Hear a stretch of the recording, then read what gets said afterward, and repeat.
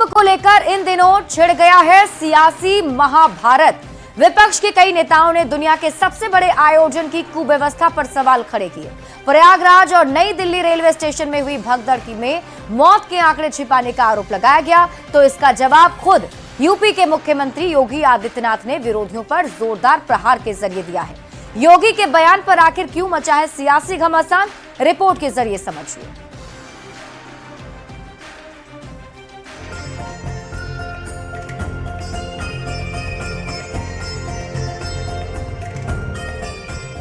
सनातन, सदन और सियासत, ये तीन शब्द इन दिनों खूब सुर्खियां बटोर रहे हैं। महाकुंभ के आयोजन पर सवाल उठाने वाले विपक्ष के नेता हर दिन कुंभ की नई परिभाषा गढ़ रहे हैं। खड़गे, अखिलेश, लालू और ममता के आरोपों के बाद जवाब उत्तर प्रदेश के मुख्यमंत्री योगी आदित्यनाथ ने सदन से ही विरोधियों पर जोरदार प्रहार कर दिया। श्री लालू यादव जी कह रहे हैं, अरे ये सब कुंभ का क्या कोई मतलब है, फालतू का कुंभ है। यानी सनातन धर्म के इस महायोजन को फालतू उनको दिखाई देता है। इनके एक और सहयोगी उससे भी 2 कदम आगे आकर के कहती हैं कि महाकुंभ मृत्यु कुंभ में बदल गया है। ये क्या है? ये क्या है? कुंभ पर योगी ने विरोधियों पर क्या करारा जवाब दिया, तो इसे भी समझिए। लालू को महाकुंभ फालतू दिखाई देता है।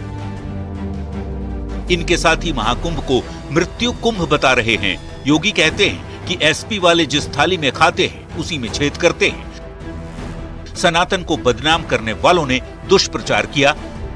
कुंभ को लेकर झूठा वीडियो दिखाया गया। संक्रमित सोच का उपचार नहीं हो सकता और ये 56 करोड़ लोगों की आस्था का अपमान है। योगी आदित्यनाथ के जवाब आते ही गर्म हो गई सियासत। नेता एक दूसरे पर कैसे जुबानी तीर छोड़ रहे हैं, जरा सुनिए। इसकी जिम्मेवारी, जवाबदेही किसकी है? अगर व्यवस्था पर कोई सवाल विपक्ष उठा रहा है तो ये कह रहे हैं कुंभ के विरोधी हैं। इनको कुंभ से मतलब नहीं, ये कुंभ में अपना वोट खोज रहे हैं। महाकुंभ में सनातनियों की भीड़ को देखकर तुष्टीकरण की राजनीति करने वाले लोग सनातन विरोधियों का कलेजा फट रहा है। आप व्यवस्थागत आधार पर कोई सवाल खड़ा कर सकते हैं, लेकिन आस्था पर कोई सवाल खड़ा कर दे, यह देश के संविधान की प्रस्तावना के खिलाफ राजनीतिक आचरण है। महाकुंभ को लेकर वैसे महागठबंधन के भीतर ही विरोध दिखा। आरजेडी सांसद सुधाकर सिंह ने कुंभ में अनगिनत मौत की बात कही, तो कांग्रेस विधायक अजीत शर्मा ने सहयोगियों को आईना दिखा दिया। कैसे, खुद सुनिए। हम लोगों ने जीवन में नहीं देखा आस्था का विषय को किस तरीके से मार्केटिंग किया गया और उसके कितने दुष्परिणाम निकल कर आए। उसकी कुव्यवस्था जरूर है, व्यवस्था सही नहीं है, उस पर सवाल उठाना चाहिए। लेकिन कुंभ पर, स्नान पर कोई अगर उठाते हैं तो यह गलत है। कुंभ को लेकर विपक्षी नेताओं के बयान पर बिहार सरकार की मंत्री रेणु देवी कहती हैं कि विरोधियों के लिए होगा मृत कुंभ, पर हम सनातनियों के लिए है अमृत कुंभ। उनको मृत कुंभ लग रहा है, लेकिन हमें अमृत कुंभ लग रहा है। सनातनी जो है आज कम से कम 55 करोड़ तक पहुंच गया, तो सनातनी जो है अपने अमृत कुंभ में जाके नहा के अपने को धन्य मान रहा है। कुंभ सनातनियों की आस्था और श्रद्धा का प्रतीक है। 55 करोड़ से ज्यादा लोग संगम में आस्था की डुबकी अब तक लगा चुके हैं। पर महाकुंभ को लेकर नेताओं के विवादित बोल पर गरमाई सियासत के बीच सत्ता पक्ष यही सवाल पूछ रहा है कि क्या विपक्ष हिंदू विरोधी है। न्यूज़ 18 के लिए पटना से शैलेंद्र और धर्मेंद्र के साथ भागलपुर से आशीष रंजन की रिपोर्ट। बीपीएससी ने 70वीं बीपीएससी मेंस की परीक्षा की तारीखों का ऐलान कर दिया है। 25 अप्रैल से 30 अप्रैल के बीच मेंस परीक्षा होगी। 70वीं पीटी परीक्षा रद्द करने की मांग को लेकर अभ्यर्थियों का प्रदर्शन जारी है, तो दूसरी तरफ मामला हाईकोर्ट में भी लंबित है और इस बीच बीपीएससी ने मेंस की तारीखों की घोषणा कर दी है। 70वीं बीपीएससी की पीटी की परीक्षा को रद्द करने की मांग को लेकर पिछले 2 महीने से प्रदर्शन चल रहा है। 13 दिसंबर को प्रदेश के 912 परीक्षा केंद्रों पर परीक्षा का आयोजन किया गया, जिसमें एक परीक्षा केंद्र बापू परिसर की परीक्षा कैंसिल हो गई। ऐसे में एक परीक्षा केंद्र बापू परिसर की पुनर्परीक्षा 4 जनवरी को पटना के 22 परीक्षा केंद्रों पर आयोजित की गई। आयोग ने साफ कर दिया है कि ये परीक्षा कैंसिल नहीं होगी। हालांकि ये मामला पटना हाई कोर्ट में लंबित है। न्यूज 18 के लिए पटना से अमित कुमार की रिपोर्ट। और अब बात फैसल खान उर्फ खान सर की करते हैं, जिन पर कई सारे गंभीर आरोप लग रहे हैं। एक और बीपीएससी परीक्षा रद्द कराने को लेकर प्रदर्शन और लगे हाथ दूसरी ओर प्रचार कर पैसा छापने का आरोप सत्ता पक्ष लगा रहा है। खान सर के साथ खड़े गुरु रहमान भी खान सर के विज्ञापन वाली दोहरी नीति को गलत ठहरा रहे हैं। इस रिपोर्ट को देखिए। खान के खेल का खुलासा। खान की दोहरी नीति क्या? प्रदर्शन और प्रचार साथ साथ। खान से रहमान के सवाल। जरा गौर से देखिए इस तस्वीर को। तस्वीर ने फैसल खान उर्फ खान के प्रदर्शन का पर्दाफाश कर दिया है। खान की कारस्तानी को बेनकाब किसी और ने नहीं, खान जिस पर सवाल उठा रहे हैं उन्होंने ही किया है, और जिस रहमान सर के साथ मिलकर सवाल उठा रहे हैं उन्होंने किया है। दोनों ने मिलकर खान के खेल का खुलासा किया है। आरोप है कि खान प्रदर्शन के नाम पर दोहरी नीति अपना रहे हैं। एक और खान बीपीएससी पीटी परीक्षा रद्द करने के लिए प्रदर्शन कर रहे हैं, तो दूसरी ओर बीपीएससी मेंस की तैयारी के लिए जोर शोर से प्रचार भी। बिहार लोक सेवा आयोग की 70वीं पीटी परीक्षा रद्द कराने की मांग कर रहे खान खुद सवालों के घेरे में आ गए हैं। दरअसल खान ग्लोबल स्टडीज ने विज्ञापन जारी किया, जिसमें खान सर बीपीएससी मेंस की तैयारी के लिए प्रचार कर रहे हैं। खान की चालाकी से चोट सबसे ज्यादा गुरु रहमान को लगी है। संतोष जी, ये अभ्यर्थियों को आगे करके अपनी दुकानदारी चलाना चाहते हैं। इनसे पूछिए कि आपके संस्थान के कितने बच्चे पास किए हैं। बताइए, यही जवाब दे दीजिए, क्योंकि जितने सवाल मैं पूछ रहा हूं आप इसको घुमा दे रहे हैं। सुना आपने, खान के दोहरे मापदंड से सबसे ज्यादा दुख गुरु रहमान को है, जो इस प्रदर्शन में खान के साथ खड़े रहे। खान की चालबाजी से गुरु रहमान को ऐतराज है। फैसल खान उर्फ खान की चालाकी पर गुरु रहमान ने कई सवाल खड़े किए। न्यूज 18 के लाइव डिबेट में गुरु रहमान ने माना कि खान की ओर से विज्ञापन देना गलत है। रहमान सर ने खान के विज्ञापन को गलत ठहराया और कहा कि मैं गलत आदमी के साथ नहीं हूं। गलत आदमी के साथ नहीं, मैं बच्चों के साथ मंच साझा कर रहा हूं। मेरे पास मैक अलग होती है। सत्ता पक्ष तो खान ग्लोबल स्टडीज को खान की दुकान बता रहा है। सत्ताधारी दल ये कह रहे कि खान मौका भांप रहे और धड़ाधड़ पैसे छाप रहे। हालांकि इन सारे आरोपों पर अभी तक खान ने कोई सफाई नहीं दी है। देखना होगा अपने बचाव में क्या कुछ कहते हैं। Bureau report, news 18। वहीं बीपीएससी ने सोशल मीडिया साइट एक्स पर पोस्ट करके खान सर पर हमला बोला है और खान सर को स्वयंभू कोचिंग संचालक बताया है।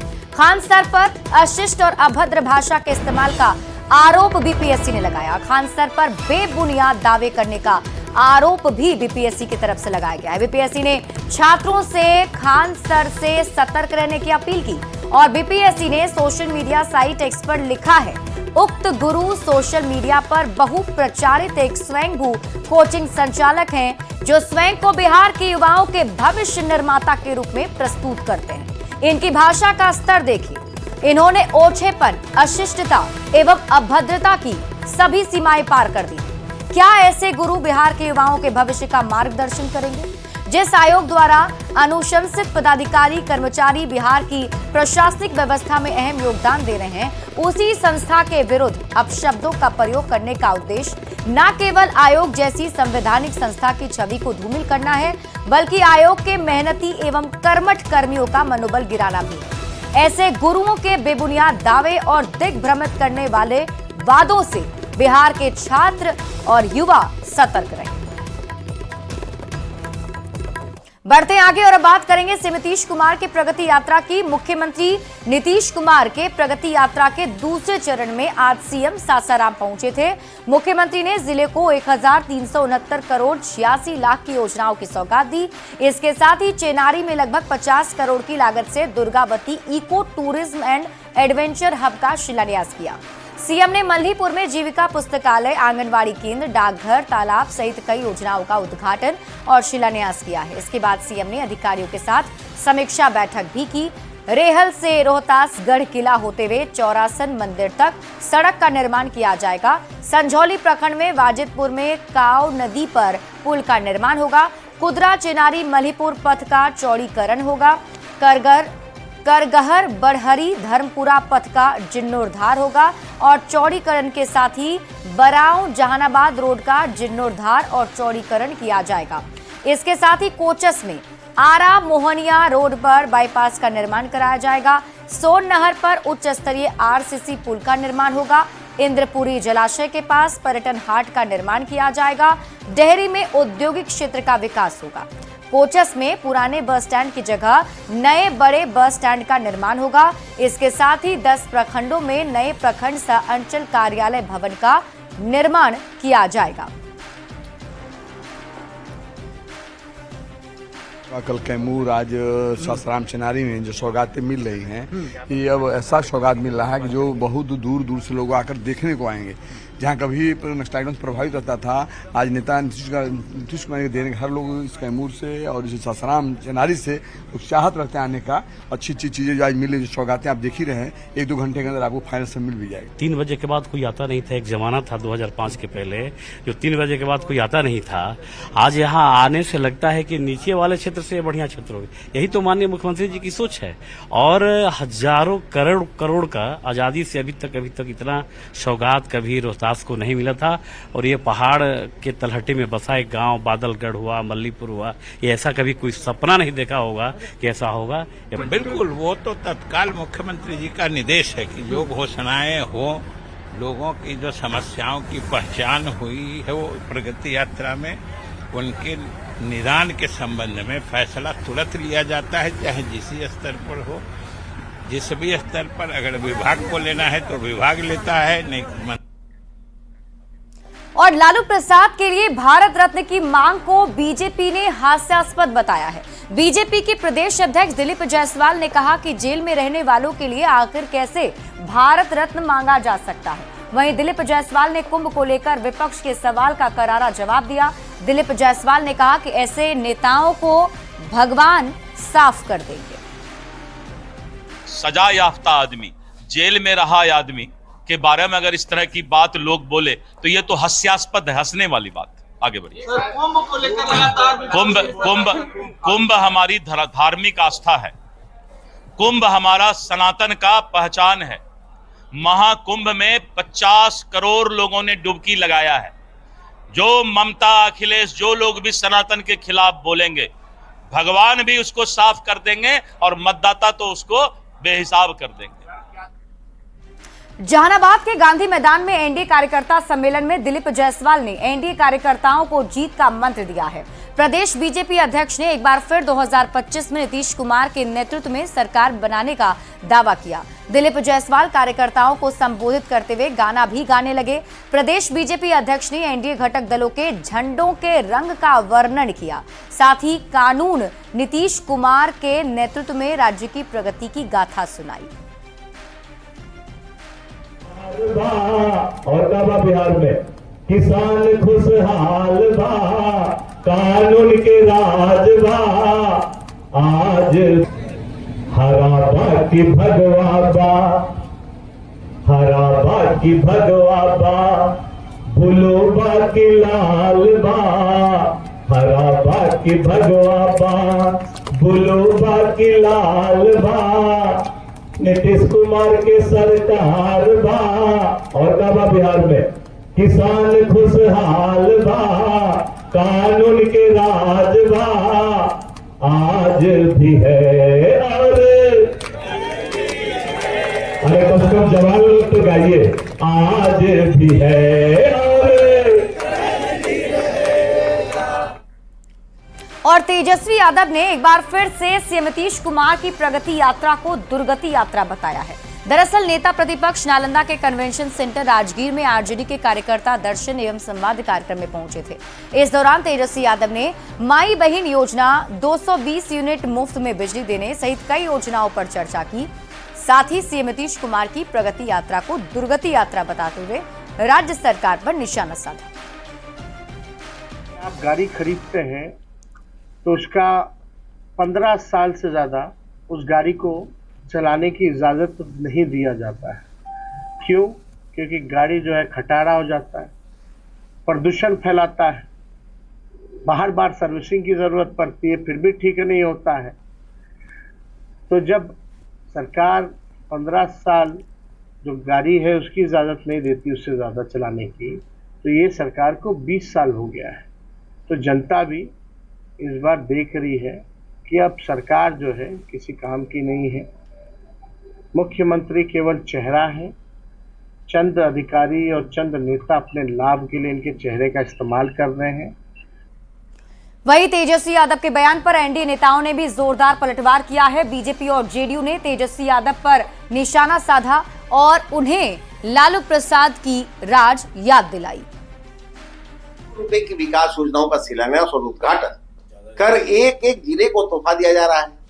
आने वाले दिनों में जब योजनाएं पूरी होंगी तब आपकी आंखें फटी की फटी रह जाएगी। आपकी पार्टी के दुर्गति के दिन तो शुरू हो गए। अपना घर बचाइए, फिर दूसरे के घर के बारे में चिंता कीजिए। अपराध का ग्राफ आपके माता पिता के राजपाट में क्या था, जनता अच्छी तरह जानती है। आपराधिक घटनाओं के बारे में बोल रहे हैं। मैंने तो आंकड़े दिए हैं कि जो आंकड़े सार्वजनिक हैं कि बिहार में महिलाओं के प्रति आपको चिंता हो रही है ना, तो महिलाओं के साथ 12,827 आपके माँ पिता के शासनकाल में सामाजिक अपराध हुआ। जरा उस पर क्या की गई कार्रवाई है, जरा इसको बिहार की जनता के सामने श्वेत पत्र के रूप में जारी करिए। आरा में आरएलजेपी और दलित सेना का कार्यकर्ता सम्मेलन का आयोजन किया गया। कार्यकर्ता सम्मेलन में पार्टी के राष्ट्रीय अध्यक्ष पशुपति कुमार पारस शामिल हुए। पशुपति पारस ने कहा कि 2025 के चुनाव के लिए उनकी पार्टी सभी 243 सीटों पर तैयारी कर रही है। पशुपति पारस ने एनडीए के साथ गठबंधन के सवाल पर कहा कि भविष्य के गर्भ में छिपा है। 15 अप्रैल को पार्टी की संसदीय बोर्ड की बैठक के बाद ये घोषणा होगी कि पार्टी किस गठबंधन के साथ जा रही है। मार्च के बाद अप्रैल में जब होगा समय आएगा तब हमारी पार्टी का सिद्धांत है कि हम 243 सीट पर अपनी चुनाव की तैयारी करेंगे। फिर जब समय आएगा कि किससे गठबंधन करना है नहीं करना है, वो हमारा पार्लियामेंट्री बोर्ड की बैठक है। एनडीए के साथ क्या मैंने कहा ना कि भविष्य का राज भविष्य में रहने दीजिए। 15 अप्रैल को हम घोषणा करेंगे कि हम किस गठबंधन के साथ जा रहे हैं। और देखिए, महाकुंभ जाने के लिए पटना जंक्शन से लगातार यात्री ट्रेनों में सवार हो रहे हैं। खास करके मगध एक्सप्रेस से जाने वालों के लिए लगातार भीड़ पहुंच रही है। हालांकि पटना जंक्शन पर आरपीएफ के जवान पूरी तरह से मुस्तैद हैं। विक्रमशिला के लगातार रद्द रहने के बाद मगध एक्सप्रेस से जाने के लिए यात्रियों की काफी भीड़ है। लोग जैसे तैसे ट्रेन में सवार होने के लिए मजबूर हैं। भीड़ को नियंत्रित करने के लिए आरपीएफ की तरफ से लगातार मार्किंग की जा रही है। जायजा लिया है न्यूज़ 18 संवाददाता धर्मेंद्र कुमार ने। और ये तस्वीर हम आपको दिखा रहे हैं पटना जंक्शन की, जहां देखिए किस तरीके से श्रद्धालुओं की भीड़ उमड़ पड़ी है। ये सभी लोग प्रयागराज जाने के लिए यहाँ पहुंचे हैं। दरअसल विक्रमशिला ट्रेन रद्द होने की वजह से मगध ट्रेन पर चढ़ने के लिए मारामारी जारी है। और मगध एक्सप्रेस पर चढ़ने के लिए देखिए किस तरीके से लोग एक दूसरे के साथ ही मारामारी कर रहे हैं। हालांकि आरपीएफ की टीम की मौजूदगी स्टेशन पर है। नहाने के लिए जाना था प्रयागराज में, नहीं जाना पाए। हाँ बहुत ज्यादा है, ये देखते नहीं आपको, नहीं जाना पाए। कहाँ जाना था? बनारस जाना था। भीड़ है? हाँ, हम लोग पेपर देने आए थे, लेकिन इतना भीड़ रहा कि हम लोग चढ़ नहीं पाए टिकट लेते हुए भी। क्या इसी मतलब 2-3 ट्रेनें छूट गई हम लोगों की। तो लोग अपने बारे में बता रहे हैं कि इस तरीके से ट्रेन में मारामारी जारी है और ऐसे में जिनके पास टिकट है वो भी ट्रेन पे नहीं जा पा रहे हैं। और बताया जा रहा है कि सभी श्रद्धालु प्रयागराज जाने के लिए पटना स्टेशन पर पहुंच रहे हैं। और आपको ये भी बता दें कि मगध एक्सप्रेस पर जाने के लिए मारामारी ज़्यादा है क्योंकि विक्रमशिला ट्रेन रद्द हो गई है। हालांकि आरपीएफ की टीम ने मोर्चा संभाल रखा है। सही तरीके से, सुरक्षित तरीके से यात्री कर पाएं, इसकी पूरी तैयारी की जा रही है। मैनेजमेंट उसी तरीके से किया जा रहा है। जाने के लिए पटना स्टेशन से भीड़ लगातार जा रही है। खास करके मगध एक्सप्रेस की तस्वीर हम आपको दिखाएंगे और ये रोजाना की तस्वीर है। मगध एक्सप्रेस की स्थिति यही रहती है रोजाना। हालांकि पटना जंक्शन पर आप देख सकते हैं कि जो आरपीएफ के जवान हैं वो किस तरह से मुस्तैद है और यात्रियों को बड़ी ही आसानी से ट्रेन में सवार करवाने की कोशिश कर रहे हैं। लेकिन विक्रमशिला के 2-3 दिन से रद्द होने के कारण मगध एक्सप्रेस में भीड़ काफ़ी रहती है और ये लगातार, अब जबकि कुंभ मेले के कुछ ही दिन बचे हैं लेकिन भीड़ है, भीड़ कम नहीं हो रही है। और ये वानगी है, आप देख सकते हैं कि किस तरह से जो भीड़ है वो लगातार ट्रेनों में सवार होने की कोशिश कर रही है। आरपीएफ के जवान हैं वो बंद ट्रेनों के गेट को खुलवाने की कोशिश कर रहे हैं। लोग जाना चाहते हैं और जो आरपीएफ है वो लोगों की सहायता कर रहे हैं। देख सकते हैं कि किस तरह से आरपीएफ के जवान लोगों के लिए रास्ते बना रहे हैं कि जो भीड़ है वो ट्रेनों से उतरे और उसके बाद जिनको ट्रेन में सवार होना है वो ट्रेन में चढ़े। तो कहीं ना कहीं हम दिखाना चाहेंगे कि दूर तक, अगर आप दूर तक देखें तो पूरी तरह से जो भीड़ है वो भरी हुई है। लगातार जो भीड़ है वो कुंभ जाना चाहती है और ये परिस्थिति है कि ट्रेनों में कुंभ जाने के लिए अनलिमिटेड भीड़ है। लोग परेशान हैं लेकिन सफ़र करने के लिए मजबूर हैं क्योंकि लोगों को कुंभ जाना है, मेले में शामिल होना है। न्यूज़ 18 के लिए पटना से धर्मेंद्र कुमार। बढ़ते आगे, बिहार में एनआईए की ताबड़तोड़ छापेमारी से हड़कंप मच गया है। एनआईए की टीम ने नकली नोटों के पाक कनेक्शन के मामले में आरोपी सद्दाम को घर को खंगाला है। एनआईए की रेड में लाखों रुपए कैश मिले हैं जिसके असली और नकली होने की जांच चल रही है। सद्दाम का पाकिस्तानी कनेक्शन, जाली नोटों का आतंकी कनेक्शन, एनआईए की ताबड़तोड़ छापेमारी। भागलपुर और भोजपुर में एनआईए की ताबड़तोड़ छापेमारी से हड़कंप मच गया है। भागलपुर में एनआईए ने सुबह सुबह दबिश डाली है। एनआईए की टीम ने नकली नोटों और पाकिस्तान कनेक्शन के मामले में मोतिहारी से पिछले साल गिरफ्तार हुए आरोपी सद्दाम के घर पर छापेमारी की। इशाक चक थाना क्षेत्र के बड़ी मस्जिद के पास नजरे सद्दाम के घर को एनआईए ने खंगाला। एनआईए की टीम नकली नोटों और पाकिस्तान कनेक्शन को खंगाल रही है। ऐसा बताया जा रहा था कि नकली नोटों के मामले के तार पाकिस्तान से भी जुड़े हैं, जिसकी जांच खुफिया एजेंसी कर रही है। एनआईए की रेड में लाखों रुपए कैश मिले जिसके असली नकली होने की जांच की जा रही है। एनआईए की टीम ने आज इसाक चक थाना क्षेत्र के बड़ेपुरा में जो है छापेमारी की है और नजरे सद्दाम जो है जाली नोट के मामले में जिसकी पहले गिरफ्तारी हो चुकी थी उसके घर पर पुलिस एनआईए की टीम ने दबिश दी है। सर क्या कार्रवाई हुई है? सर ये सब प्रोसीजर आपको बाद में पता चल जाएगा। अभी सर पर भी सर क्या मामला क्या है? सर जब प्रेस रिलीज आ जाएगा एनआईए सर बरामदगी भी कुछ हुई है? सर भागलपुर के अलावा भोजपुर में भी 2 अलग अलग जगहों पर एनआईए की छापेमारी हुई। चौरी थाना क्षेत्र के छतरपुरा गांव और सहार थाना के कोरहन डेहरी गांव में रेड हुई है। 4 घंटे चली छापेमारी के बाद टीम दोनों जगह से निकल गई। जानकारी के अनुसार मोहम्मद नेहाल और मोहम्मद वारिस के घर में छापेमारी हुई। दोनों के तार नजरे सद्दाम से जुड़े बताए जाते हैं। पुलिस नकली नोट के रैकेट का कनेक्शन खंगाल रही है। नजरे सद्दाम पेशे से सॉफ्टवेयर इंजीनियर बताया जा रहा है जो करोड़पति बनने की लालच में जाली नोटों के कारोबार में शामिल हो गया। न्यूज़ 18 के लिए भागलपुर से आशीष रंजन और आरा से चंदन कुमार की रिपोर्ट। बढ़ते हैं आगे और बड़ी खबर आपको बेगूसराय से बताते हैं, जहां पंचायत समिति सदस्य अर्जुन चौधरी के घर बदमाशों ने दिन दहाड़े ताबड़तोड़ फायरिंग की है। घटना चेरिया बरियारपुर की है। पुलिस ने मौके से 5 खोखा भी बरामद किया। साथ ही कई थानों की पुलिस कैंप कर रही है। दरअसल चेरिया बरियारपुर प्रखंड प्रमुख और उप प्रमुख के खिलाफ अविश्वास प्रस्ताव लाया गया था। इसको लेकर चेरिया बरियारपुर प्रखंड कार्यालय में प्रस्ताव पास होना था। 2 अज्ञात अपराधकर्मियों ने घर से सटते हुए फायरिंग करके फिर भाग गए हैं। इस पर पुलिस, हमारी स्थानीय पुलिस और हमारे एसडीपीओ वहां गए हैं और उसके बाद हमारे पुलिस अधीक्षक महोदय भी वहाँ पहुंचे हैं। और ये इसमें कोई घायल नहीं हुआ है, इसमें कोई गोली नहीं लगी है, लेकिन 5-6 राउंड खोखा मिला है। इन सारे बिंदुओं पर हम लोग जांच कर रहे हैं। स्थिति अभी सामान्य है और उसमें अग्रतर कार्रवाई की जाएगी। 2021 में चुनाव हुआ था जिसमें मैं चिड़ियार पंचायत क्षेत्र संघ 11 पंचायत समिति सदस्य चुना गया। प्रमुख को चुना हुआ। उस समय रीना देवी को हम लोग प्रमुख बनाए थे और अरविंद सिंह को उप प्रमुख बनाए थे। सरकार 3.5 साल तक बढ़िया से चल रही थी। उसके बाद क्या हुआ नहीं हुआ हमको कोई पता नहीं है।